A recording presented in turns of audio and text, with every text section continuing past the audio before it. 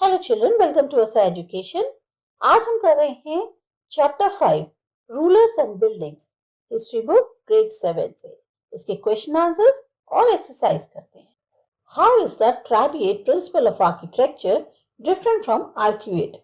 अब ट्रेबिएट जो प्रिंसिपल है आर्किटेक्चर का, वो आर्क्यूएट से अलग कैसे? In trabeate principle of architecture, roofs, doors, windows were made by placing a horizontal beam across the two vertical columns. Trabeate principle जो है आर्किटेक्चर का, इसमें जो रूफ होती है यानी छत हो गई, दरवाजे हो गए, खिड़कियां हो गए, इनको बनाने के लिए एक हॉरिजॉन्टल बीम जो है दो वर्टिकल कॉलम्स पर रखी जाती है। In arcuate principle of architecture, the weight of the superstructure above the doors and the windows was carried by arches.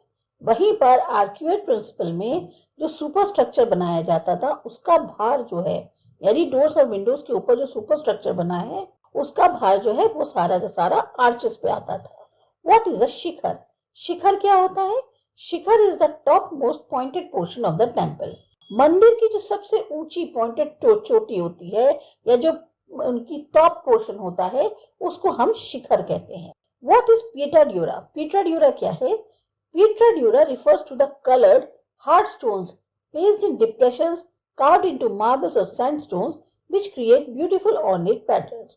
Petra dura जो है colored hard stones को बोलते हैं, जो कि छोटे छोटे गड्ढों में, गड्ढे कह सकते हैं, या जो एक डिप्रेशन होते हैं मार्बल में, उसके अंदर लगाए जाते हैं या सैंडस्टोन में, ताकि खूबसूरत सी एक कलाकृति उभर के आए। What were the elements of the Mughal चार बाग गार्डन? अब जो मुगल्स ने चार बाग गार्डन बनवाए, उनके क्या मुख्य एलिमेंट्स थे? मुगल चार बाग gardens were placed within the rectangular walled enclosures and divided into 4 quarters by artificial channels. जो मुगल चार बाग थे, उनको रेक्टेंगुलर जो वॉल्स होते हैं उनके अंदर बनवाया जाता था और उनको 4 क्वार्टर्स में डिवाइड कर दिया जाता था आर्टिफिशियल चैनल्स के थ्रू, जिसमें से पानी बहता था। The 4 divisions were symmetrical, और चारों डिविजन बिल्कुल एक जैसे कराए जाते थे। How did a temple communicate the importance of the king?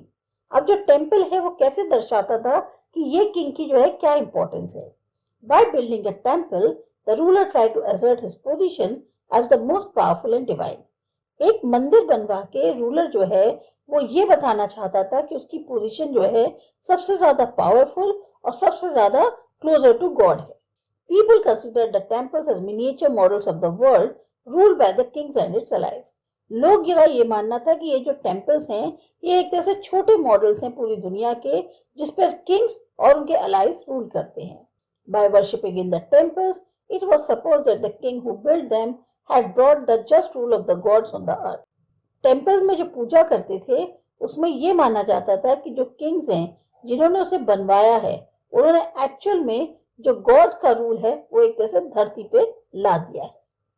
An inscription in Shahjahan दीवाने खास in Delhi stated, अब एक इंस्क्रिप्शन जो है शाहजहां के दीवाने खास में जो दिल्ली में, उस पर लिखा है, If there is paradise on earth, it is here, it is here, it is here.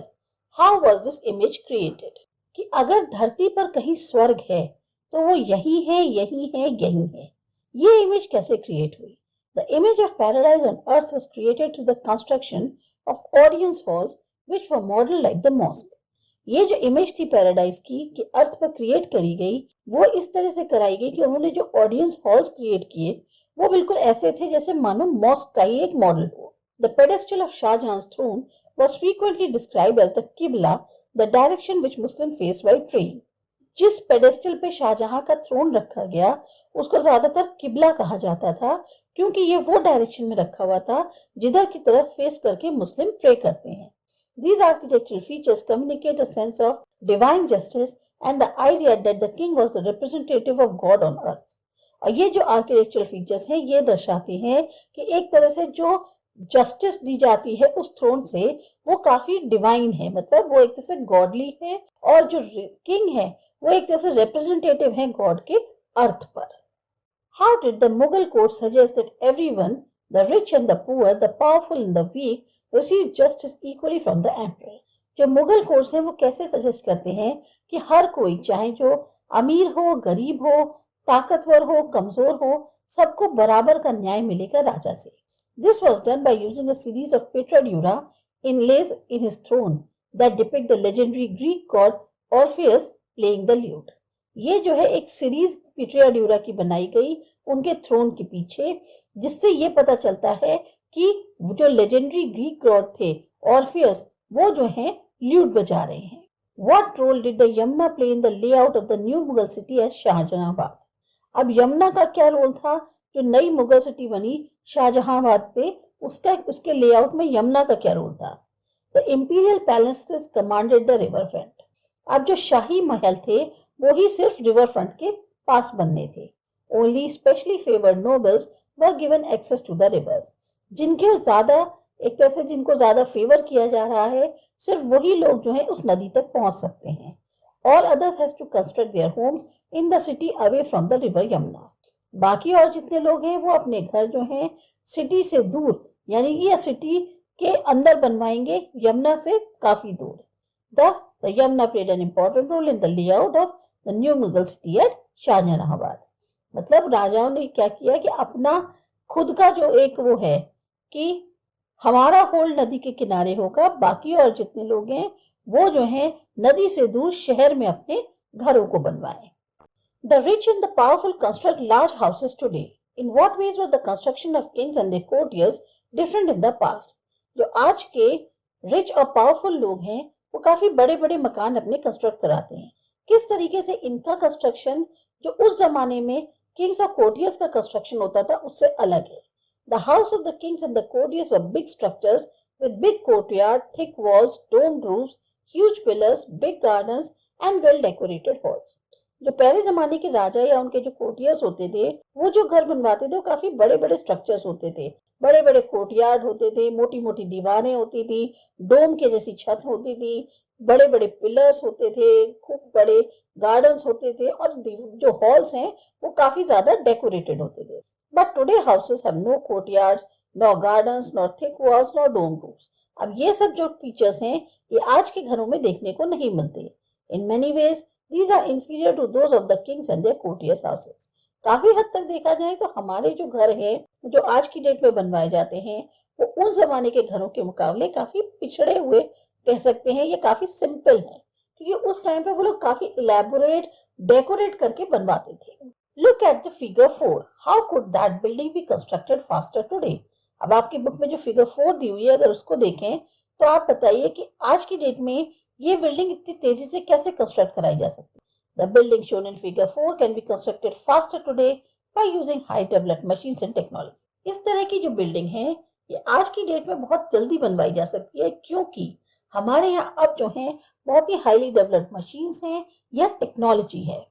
Find out whether there is a statue or a memorial to a great person in your village or a town. Why was it placed there? What purpose does it serve? Self attempt question है. आपको पता करना है कि आप जिस गांव में रहते हैं, जिस शहर में रहते हैं, वहां कोई एक महान इंसान की मेमोरियल है या कोई स्टैचू है, क्यों उसे लगाया गया है और क्या वो पर्पस सर्व करती है. देयर आर स्टैचूज और memorial to a great person in my town. अब एग्जांपल के लिए हाँ मेरे टाउन में इस तरह के एक ग्रेट पर्सन की स्टैचू है. It is placed in the village और town to inspire others for doing selfless deeds like that of the great person. और उसे जो है गांव में शहर में इसलिए लगाया गया है ताकि वो लोगों को और ज्यादा इंस्पायर कर सके कि वो लोग भी जो हैं एक तरह से सेल्फलेस होके उन चीजों को करें, उन कार्यों को करें जैसे कि इन महान इंसान ने किए थे. Visit and describe any park और garden in your neighbourhood. In what ways it is similar to और different from the gardens of the Mughals.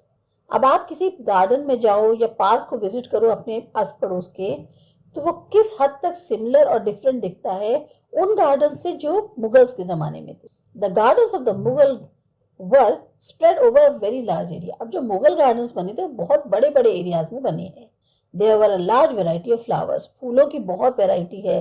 They are well decorated and protected. बहुत अच्छे से उनको सजाया गया है, प्रोटेक्टेड है. कोई उनमें मतलब जैसे होता है ना कुछ चुरा नहीं सकता, सेफ है बिल्कुल.